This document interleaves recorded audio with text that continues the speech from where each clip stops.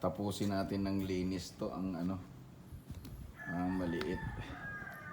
Kasi naglulumok na doon ang malaki oh. Try natin ulit yan mamaya yung atin DIY na experiment. Ito kasi utay-utay ko na lang kasi pagod din. Kalahati kasi yung laman nito kahapon ay nung isang araw. Bali pangatlo ko na itong linis. Mayroon siyang steam dito kasi yung daan ng tubig. Yung marka ng tubig kung saan siya dumami. Mayroon pa nga sa taas oh. Dito. Yan. Muntik na siyang mapuno. Ayusin natin mamaya.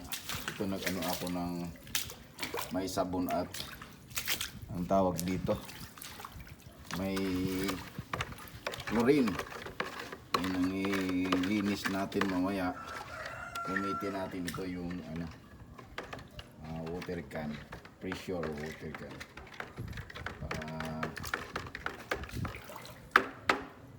hindi tayo mahirapan.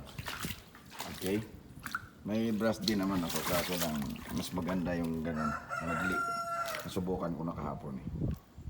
Okay, sige, simulan na natin.